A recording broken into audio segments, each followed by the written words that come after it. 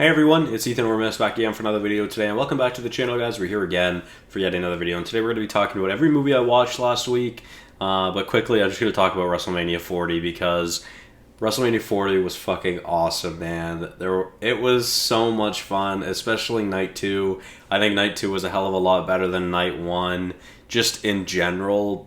Honestly, main event to main event, I might take Night 1 over Night 2 as a match, but obviously the fan service and the returns in Night 2 was just absolutely insane, and Cody finished the fucking story. The first time in my life I have ever cried at wrestling was last night, and when Cody handed the title to his mom, to Mama Rhodes, I was in shambles. I was in tears in Mel's arms. So, but yeah, let's get into it. So, I had a pretty solid week. I believe I watched 14 movies last week. So, yeah, let's get into it. So, yeah, alright, my least favorite watch of the week was The Wages of Fear, which I ranked a 42 out of 100. This is another 2024 release, and I've been trying to watch more 2024 releases this year, and there are so many fucking unknown, bad Netflix movies that come out pretty much every week. So I just needed a break after I watched this one. This one just pissed me off. It just was really undesirably bad. I just did not want to watch this at all.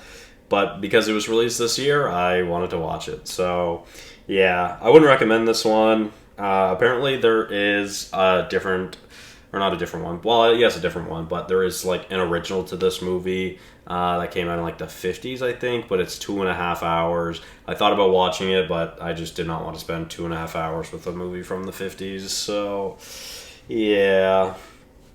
With that being said, let's move on to my biggest disappointment of the week, which was Ricky Stenicki. This one really made me sad. Now, I heard it wasn't that good at all, but I was quite disappointed, I won't lie. It was a lot worse than I thought it was going to be honest, so that was quite disappointing. I ranked it a 43 out of 100, and I just did not enjoy my time with it, even though I love Zac Efron and John Cena. John Cena, obviously the star of this movie, without a doubt, though, so W. John Cena. Up next, we have Scoop, yet another 2024 unknown Netflix release. All I wrote for this was L-Men, because common L for men. Men are the worst. It's just facts. Women are better. But I ranked this a 54 out of 100, so right around pretty much what I rank every 2024 release so far. But with that being said, let's move on to the first good movie of the week, which is Kung Fu Panda 4, and this one was a big surprise because it was a lot better than I thought it was going to be. There was a lot of parts in this movie that I really didn't enjoy. That's definitely not a secret, but overall, I enjoyed this movie more than I thought I was going to, and that's a big positive for me because I didn't think I was going to like this very much, but overall, I thought it was good. I ranked it a 70 out of 100, so like, it's barely good, in my opinion, but, yeah, I enjoyed it, so that's what matters. But up next, we're going all the way to 1987 for The Running Man, and this was a recommendation from my stepfather that I got from him about a month ago, and yeah, I decided to put it on. I seen it was on Netflix, decided to put it on yesterday, and watched it, and honestly, I enjoyed it pretty much. The whole movie, but overall it's like kind of a decent movie, but I really enjoyed the concept of this dystopian future. I don't like a lot of dystopian movies, but I did enjoy this one more than most from that I've seen, at least, so that was a positive in and of itself. So yeah, W the Running Man, I guess. Let's keep going. Up next to Galaxy Quest, and this was actually chosen by Mel. Mel decided to let me know, or to not let me watch this, but she chose for me to watch this. I asked her for a recommendation or what I should watch, and she just kind of scrolled through Netflix, seen Galaxy Quest, and told me to watch it, so I did. And overall, I enjoyed it. A 75 out of 100. So yeah, I enjoyed myself with this one as well. It's got a lot of similarities and inspiration from Star Trek That's definitely no secret, at least in my opinion. I do think it is better than some of the Star Treks as well, but I did like the little kind of a twist to it, I guess. You know, it's not obviously fully like Star Trek, but I also found the practical effects and the CGI to look really solid in this movie, which really surprised me because 1999, I mean, that's, 25 years ago. CGI looked really solid, I won't lie. So, with that being said, let's move on to The Beautiful Game, and yet again, another random Netflix release, but I actually enjoyed this one. But it's about soccer, and I'm pretty biased towards soccer. I wish there were more soccer films, so if you guys know of any soccer films I should be watching, let me know, because I definitely would like to take a look at some more. Overall, I did enjoy this movie. I ranked it a 76 out of 100, so it's actually one of my highest 2024 releases as of right now, so that's good and bad, to be fair. But yeah, I mean, overall, I enjoyed this movie, so sweet. Let's keep going to my first great watch of the week, which is Fargo. And overall, I was kind of disappointed with this movie because I've heard so many great things about it. Everyone that I follow on Letterboxd that has seen it has ranked it a 5-star, and I'm out here ranking it a 4-star. So I still think it's great, obviously, at an 83 out of 100, but it's honestly hard to believe that this is based on a true story, because this was really devastating and really sad, I won't lie.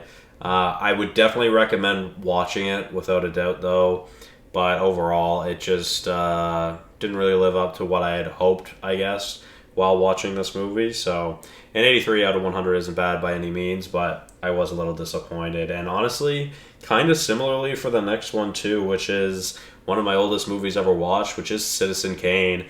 I definitely enjoyed this more, and I felt way more enticed in this one.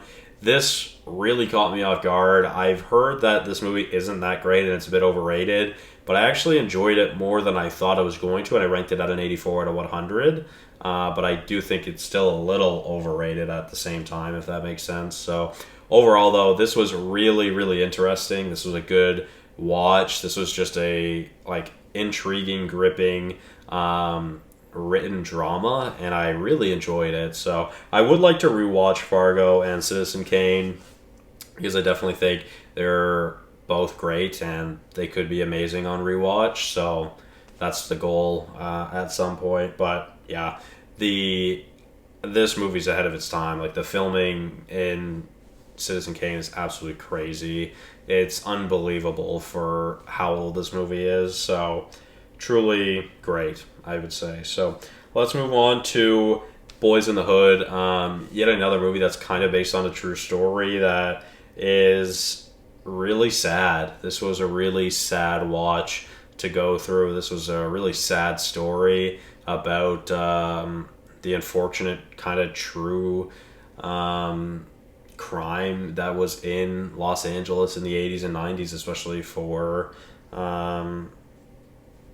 black men or black women. Unfortunately, it's just really sad about how often people would be dying in the streets of LA because of gang-related activity or whatever it may be, and this really shed some light on it and taught me a lot more. This is a very grounded movie and a tremendous directorial debut, and this was just a really sad story. So I'm glad I watched it, though. It was definitely informative, and an 86 out of 100, so I thought it was great.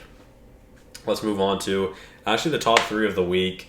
We're kind of flying through this, but yeah, up next is actually a documentary that I watched with Mel. It's Kids Are Growing Up, a story about a kid named Leroy, and it's, of course, the new 2024 documentary about the kid Leroy, and this is one that I really have been wanting to watch ever since it came out, and I knew Juice WRLD was in it, so I was a little skeptical and worried about watching it, but overall, I really enjoyed this. But I won't lie, I fucking sobbed this week while watching this movie. Similarly to WrestleMania last night, I just sobbed in Mel's arms because I was so sad watching every second of the Juice clips. I was just heartbroken, and it made me really sad. So I still have yet to watch into the abyss, and eventually I will.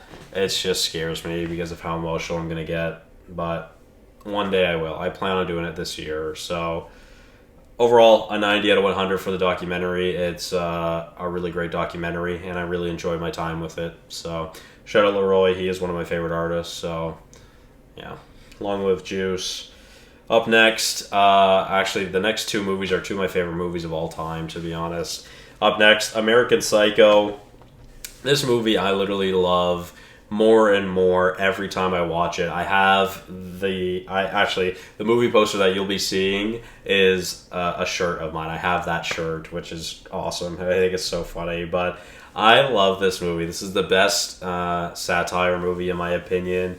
It's absolutely amazing. I love this movie more and more every time I rewatch it. When I first watched it, I ranked it a 90 out of 100. The second time I watched it, I ranked it a 93 out of 100. And this time I raised it to a 95. And honestly, I wouldn't be surprised if I do eventually get this up to a 100 out of 100 because I love this movie. I think it's so great. I think it's Bale's best performance as an actor. And it's just so much fun. And it's so funny. And I love it so much. With that being said, let's move on to my favorite watch of the week and the newest addition to the 100 out of 100 club, which is The Iron Claw. Yet another movie I sobbed to this week. So I cried a lot this week, actually. I didn't even think about that. But yeah, this movie, man, like, it just is so fucking depressing. This is not one I should be rewatching often, but this is my first rewatch since I watched it in theaters. I believe that was last year in December. So yeah, I can't wait to eventually watch this with Mel because she will also be a mess with me. And this time I sobbed more than the first time. Like the first time I got teary-eyed and I cried a little bit, but this time I just sobbed. And it's just so sad and powerful. And I love this fucking movie. The ending is so painful, man. But with that being said, thank you guys all so much for watching. Sorry I cried so much this week. And I'll see you guys in the next one. Bye-bye.